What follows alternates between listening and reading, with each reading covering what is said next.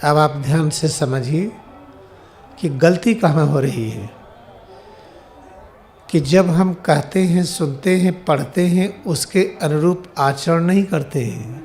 चलो, आध्यात्मिक मेला है प्रयाग का, जिसे माघ मेला, कुंभ मेला आदि नामों से मशहूर है। तो यहाँ पर ईश्वर की चर्चा है। तो ईश्वर जहाँ है वो जगह पावन पवित्र है। सभी शास्त्र कहते हैं, ऋषि मुनि कहते हैं कि ईश्वर कण में है, अंदर है, बाहर है। तो जब कण में है, अपने अंदर है, तो जहाँ ईश्वर है वहाँ अपवित्रता कैसी, बीमारी कैसी?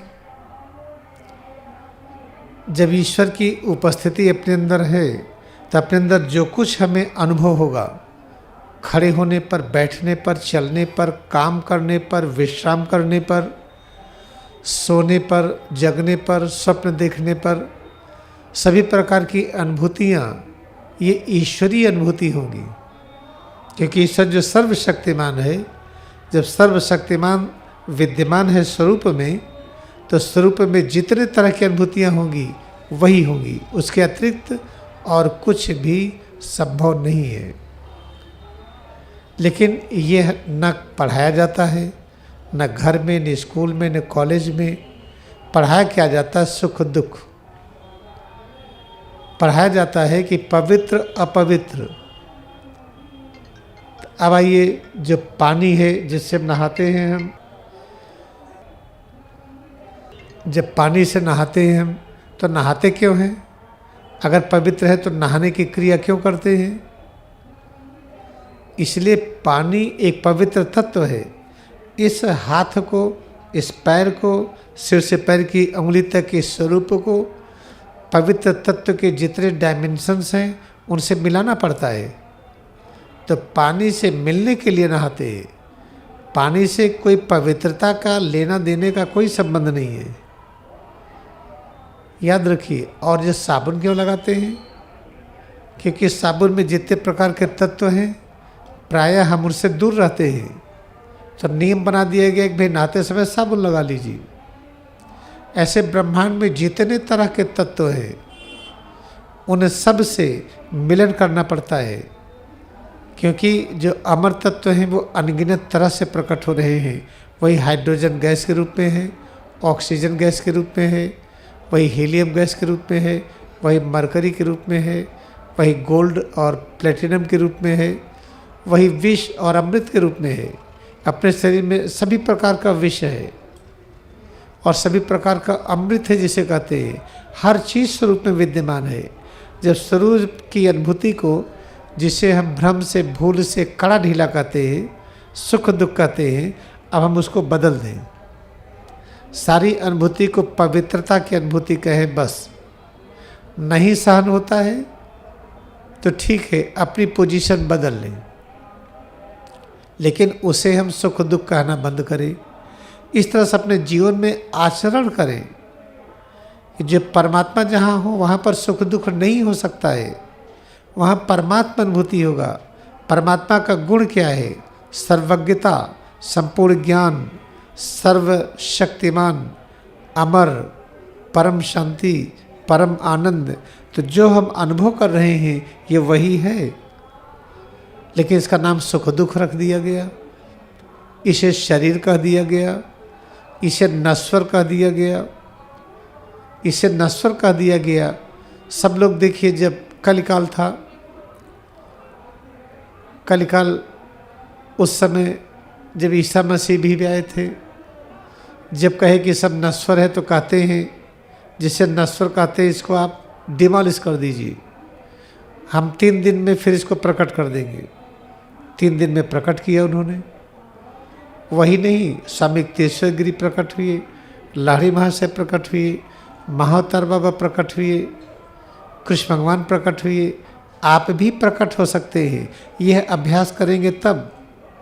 अगर सुख दुख में चक्कर में फंसे रहेंगे तो ये ज्ञान नहीं होगा कि हम कैसे प्रकट हों और कैसे अदृश्य हों। इस विज्ञान को जानने के लिए कि मृत्यु का अस्तित्व नहीं है, जो जन्म मृत्यु दिखाई पड़ता है ये एक माया है, इल्यूजन है, होता नहीं है। अभी पानी प्रकट हुआ, ये पानी जो प्रकट हुआ पहले भी था, आगे भी रहेगा। इसका रूप बदलता है, कभी हाइड्रोजन ऑक्सीजन, कभी इलेक्ट्रिसिटी, कभी रेडिएशन। आज ये पानी है, ये कभी बर्फ होगा, कभी भाप होगा। तो कहा जन्म और मृत्यु है, ये तो सनातन है। लेकिन हम लोग जन्म मृत्यु के चक्कर में पड़े हैं। आज हम आपको जो पढ़ा रहे हैं ये सब पिछले जन्म में हमने पढ़ा है, किया है। अगर मृत्यु होती तो भूल गया होता, वो चीज़ें न पता होती। इसलिए याद रखिए कि आज से, इस समय से अगले सुबह तक, जब तक हम लोग न मिलें, सिर से पैर की अंगुली तक इसको परमात्मा का अगर घर मानते हैं, परमात्मा कण कण में है, और नहीं मानते हैं तो गलती करते हैं। इसको मानिए। फिर अपनी जो शारीरिक अनुभूति है इसको आप पावन और पवित्र अनुभूति कहिए। तो परमात्मा के जितने गुण हैं वो सारे गुण इस रूप में प्रकट हो रहे हैं। यही अमरता की अनुभूति है, यही परमानंद है, यही परम शांति है, यही सर्वशक्तिमान तत्व है। सब तो है अपने पास, लेकिन इसमें मन लग नहीं रहा है, मन भाग रहा है कहीं पर। जब भाग रहा है तो वही पढ़ाई करिए। जैसे अगर गणित में विशेषज्ञ बनना है तो दिमाग गणित की पुस्तक में लगाइए। हमको पेंटिंग का विशेषज्ञ बनना है तो पेंटिंग मन लगा के करिए। म्यूजिक का विशेषज्ञ बनना है तो मन वहीं पर लगाइए। हमको जन्म मृत्यु नहीं होती है, ये सिद्ध करना है और ये अनुभव करना है कि हम सनातन हैं, पहले भी थे, आज भी है, आगे भी है। अपने अतीत को देखना है और पूरे अतीत को देखना है, सभी के अतीत को देखना है। तो आप अभ्यास करिए। नहीं देखना है तो न करिए। चलो नहीं देखना है तो बीमारी से मुक्त होना है, हाँ तो करिए। चिंता से दूर होना है, हाँ तो करिए। लेकिन अगर बीमारी से नहीं दूर होना है, चिंता सताती रहे, कोई दिक्कत नहीं, गरीबी बनी रहे, तो न करिए। तब करने की आवश्यकता नहीं है। अगर ये पता करना है कि जन्म मृत्यु होता ही नहीं है, कैसे पता चलेगा? ध्यान से सुनिएगा। अब देखिए, जैसे आप कहते हैं आप 50 वर्ष के हैं। क्यों कहते हैं 50 वर्ष के हैं? कल्पना करिए कि आप सो गए और सो करके उठे और किसी ने कहा कि आप कल थे। अरे मैं कल था ही नहीं। कल याद न हो। कल सोने के पहले जो कुछ था सब भूल जाए। परिवार में जितने लोग थे सबको पहचानना बंद कर दें। जो भाषा बोलते थे वो भूल जाएं। हिंदी अंग्रेजी कुछ भी ना आए। कैसे कपड़ा पहनते थे वो भी भूल जाए। तो याद रखिए, क्या कहेंगे कि कल थे? नहीं, हम तो थे नहीं। लेकिन कल थे, इसलिए पता चलता है कि हम 50 वर्ष के हैं। 50 वर्ष पहले थे तो उम्र 50 वर्ष की है। सोचिए कि पिछला जन्म याद आ जाए और उसके पिछला जन्म याद आ जाए। 5 जन्म के पहले का पूरा एक एक दिन याद आ जाए तो क्या कहेंगे? 5 जन्म के सारे वर्षों को गिन लेंगे। अगर 300 वर्ष था, ये जन्म 50 वर्ष के है, तब कहेंगे हमारी उम्र 350 वर्ष है। अगर ये अतीत दिख जाए कि जब सृष्टि प्रकट हुई थी तब आप कहाँ थे, तब आप कहेंगे हम आदि में भी थे।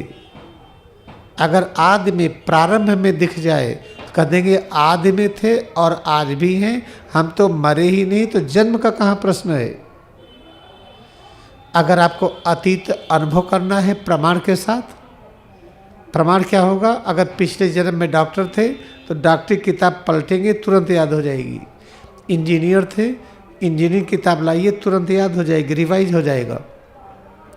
अगर इस तरह से आपको मन है जानने का कि आप न जन्म लिए और न मरे, आप सनातन हैं, और जब इसको जानने का प्रयास करेंगे तो न डायबिटीज, न ब्लड प्रेशर, न गठिया, न बुढ़ापा, न थकावट, न चिंता और न अभाव। अगर ये पाना है तो अभ्यास बड़ा सरल है। इसमें क्या कठिनाई है कि सिर से पैर की अंगुली तक ये जब परमात्मा है तो हाथ पावन पवित्र है, तो आपका भी हाथ पावन पवित्र है। प्रत्येक व्यक्ति पावन और पवित्र है। फिर जो कहते गंदा है, ये है, जितना गंदा कहेंगे उतनी दवाएं खानी पड़ती है। सारी दवाएं गंदगी से ही बनती हैं। सारा वैक्सीन, सारी दवाएं ढेर सारा कैसे बनती, कहाँ से बनती देख लीजिए, तो आपको खाने का मन नहीं करेगा। जिन जिन तत्वों से दवाएं बनती है, सारे तत्व वो आपको सभी प्रकार की गंदगी में मिलते हैं। इसलिए याद रखिए, तर्क वितर्क न करिए, इसके अभ्यास में जुटिए कि सिर से पैर की उंगली तक आपके पूरे अस्तित्व में परमात्मा है। बस ये मान लीजिए, तो आपका अस्तित्व जो अनुभव होता है ये परमात्मा अनुभूति है। परमात्मा अनुभूति की व्याख्या कर लीजिए कि यही ज्ञान की अनुभूति है, यही शक्ति, यही शांति, यही जीवन, यही परमानंद, सब कुछ तो है। हमको और चाहिए परमानंद, इसी में और एकाग्रता बढ़ाइए। एकाग्रता बढ़ाते बढ़ाते एक दिन आएगा कि आप थकेंगे नहीं, चिंता नहीं होगी, आनंद ही आनंद, शांति ही शांति, ज्ञान ही ज्ञान, तो लगेगा कि बड़ा अच्छा हुआ। इस तरह से इसका अभ्यास करना पड़ता है। क्रिया योग पढ़ने से समझ में नहीं आएगा, इसका अभ्यास करिए।